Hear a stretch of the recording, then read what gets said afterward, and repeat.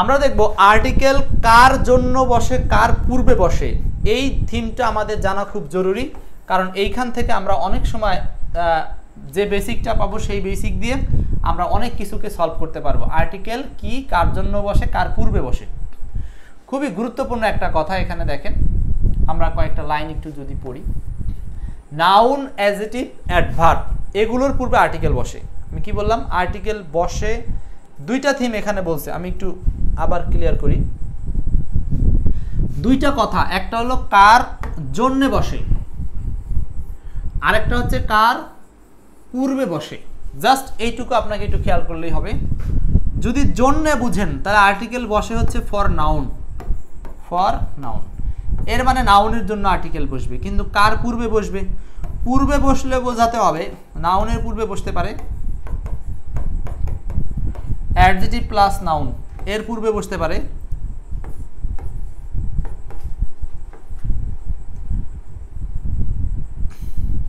তারপরে আপনার হলো অ্যাডভার্ব প্লাস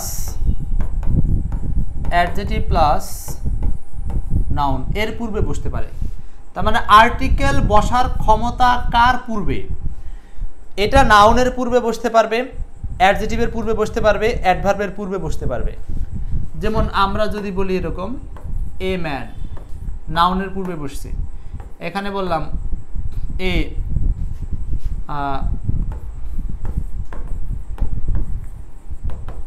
ব্রিলিয়ান্ট ম্যান, অ্যাডজেক্টিভের পূর্বে বসছে। আরেকটা বললাম এ ভেরি ব্রিলিয়ান্ট ম্যান, অ্যাডভার্বের পূর্বে বসছে। তাহলে মূলত আমরা এটুকু মনে রাখবো যে আর্টিকেল বসতে পারে অ্যাডভার্বের পূর্বে, অ্যাডজেক্টিভের পূর্বে কিংবা নাউনের পূর্বে, যার পূর্বেই বসুক। কিন্তু আর্টিকেলটা কার জন্যে বসে? জন্যে বলে নাউনের জন্য। কিভাবে? এই যে এ কাকে নির্দেশ করেছে? ম্যান নাউনকে নির্দেশ করেছে। এখানে এ কাকে নির্দেশ করেছে? এ বলতে কোনো বিউটিফুল নাই। এ কাকে নির্দেশ করেছে? কার জন্যে? নাউনের জন্য, নাউনকে নিয়ে কথা বলছে। এখানে এ কাকে নিয়ে কথা বলছে? এই নাউনকে নিয়ে কথা বলতেছে। তার মানে নাউনের জন্য বসে, কিন্তু সেটা অ্যাডজেক্টিভের পূর্বে অবস্থানগত হইতে পারে বা অ্যাডভার্বের পূর্বে অবস্থানগত কারণে হতে পারে। আমার কথাটা ক্লিয়ার কিনা? তাহলে আমরা আর্টিকেলের এই বেসটা মনে রাখবো যে আর্টিকেল বসে নাউনের জন্য, কিন্তু বসতে পারে কার পূর্বে? নাউনের পূর্বে, অ্যাডজেক্টিভের পূর্বে এবং অ্যাডভার্বের পূর্বে। কথা শেষ। এখন আসেন উদাহরণে যাব।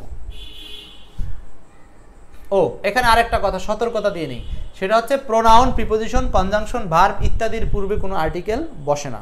তাহলে আর্টিকেল বসে কার কার পূর্বে? তিনটা জিনিসের পূর্বে, নাউন, অ্যাডজেক্টিভ, অ্যাডভার্ব। আর বাকি কোনো জায়গায় কারো পূর্বে আর্টিকেল বসে না।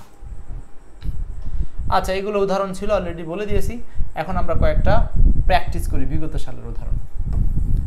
বলছে no article is used before, কোনো আর্টিকেলই বসবে না কার পূর্বে? No article is used before, no article is used before, article কার পূর্বে বসে না?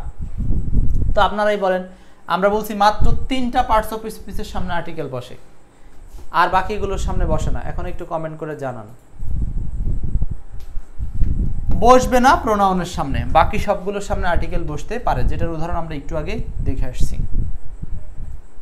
2 number, no article is used before, আবারও আর্টিকেল কার পূর্বে বসে না? আর্টিকেল কার পূর্বে বসে না। ওকে, এখানে দেখেন আর্টিকেল কার পূর্বে বসে না। কমন নাউনের পূর্বে বসে, কালেকটিভের পূর্বে বসতে পারে, ম্যাটেরিয়ালের পূর্বে বসে না। নাউন অফ মাল্টিটিউডের পূর্বে বসে, কিন্তু একমাত্র বসে না হলো ম্যাটেরিয়াল নাউনের পূর্বে। কেন? দেখেন, আমি কিন্তু প্রথমে বলছি যে নাউনের পূর্বে আর্টিকেল বসে, কিন্তু এখন আবার বলতেছি শুধু নাউন হলেই হবে না, পৃথিবীর সব নাউনের পূর্বে আর্টিকেল বসে না। কোথায়? যেমন আনকাউন্টেবল নাউনের পূর্বে সাধারণত আর্টিকেল বসে না, ম্যাটেরিয়াল নাউনের পূর্বে সাধারণত আর্টিকেল বসে না, এটা সাধারণত অর্থে। তবে বিশেষ ক্ষেত্রে বসে, সেটার কথা আলাদা। ওকে, এই হচ্ছে আর্টিকেল কোথায় বসবে বা বসবে না তার কিছু উদাহরণ। আশা করি বিষয়টা ক্লিয়ার।